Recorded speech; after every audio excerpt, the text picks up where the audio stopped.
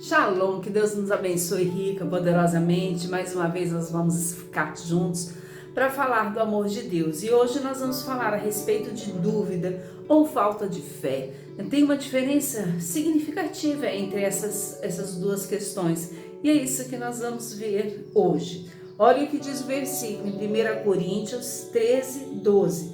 Agora, pois, vemos apenas um reflexo obscuro, como em espelho, mas então veremos face a face. Amém? Olha, há uma grande diferença entre dúvida e falta de fé. Dúvida é uma questão de mente, falta de fé é uma questão de coração. Dúvida é quando não entendemos o que Deus está fazendo e por que Ele está fazendo. Falta de fé é quando recusamos crer na palavra de Deus e o que Ele nos diz para fazer. Não podemos confundir as duas coisas. Queridos, uma coisa é você não entender o processo, né? E outra coisa é você duvidar de que tem a mão de Deus no processo. É você duvidar que Deus está fazendo algo a seu favor. É uma diferença muito grande entre essas duas coisas. Você pode exercitar fé toda vez que você está na dúvida do processo, porque muitas vezes, na grande maioria, você não entende o que Deus está fazendo, o tempo de Deus. Nós somos imediatistas. Nós queremos as respostas para ontem. Nós queremos à medida que os problemas também vêm. Nós queremos as soluções à medida que os problemas aparecem.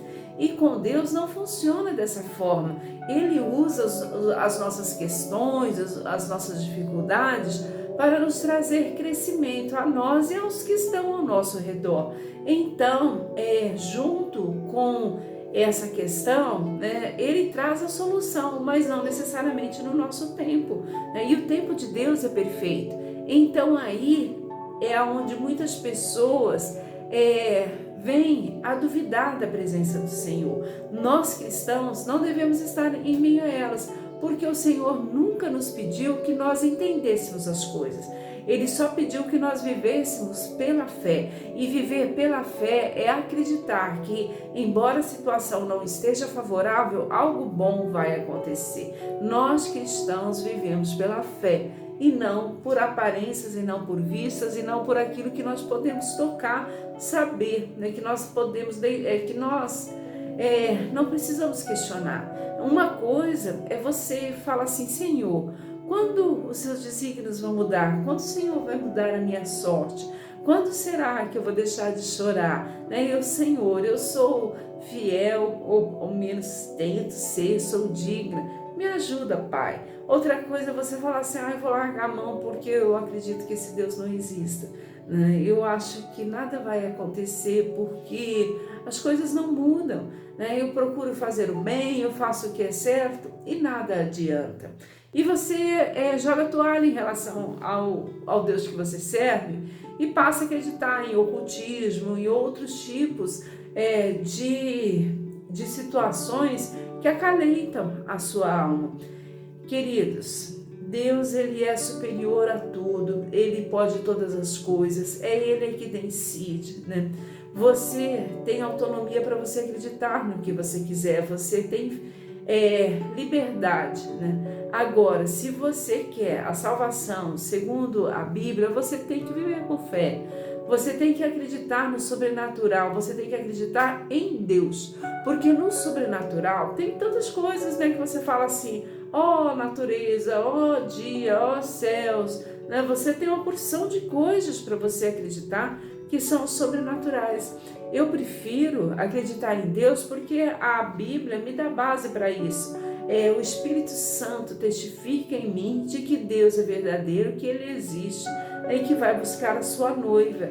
Não tem por que eu ficar buscando argumentos em outras coisas sobrenaturais, porque eu sou cristã e vivo pela fé, não pelas circunstâncias. Eu não duvido, eu tenho certeza de que Jesus veio, foi crucificado e morreu pelos nossos pecados. Lembra dos discípulos, quando eles estavam no caminho de, eu acho que é Emaú que fala, estou procurando aqui no texto alguma referência, mas eu não acho.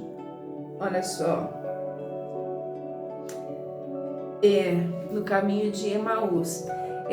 Os discípulos conversaram com o próprio Jesus e Jesus os animou com a palavra de Deus, porque eles estavam desacreditados, achando que a morte havia vencido o nosso Salvador, e não tinha acontecido isso. E eles foram vivificados pela palavra. Então, quando você falta fé, anime-se da palavra. Não é hora de você largar a Bíblia, deixar de ir à igreja, deixar de congregar. É hora de você se aliançar, se esquentar ainda mais na brasa, né, desse Deus vivo. É hora de você procurar ainda mais o Senhor e que Ele possa nos abençoar, que essa palavra venha ao nosso coração, nos trazendo ânimo, nos livrando de toda falta de fé e nos dando o entendimento necessário em que o Espírito Santo testifique ao nosso espírito que Ele existe e que Ele é fiel. Amém? Que Deus te abençoe.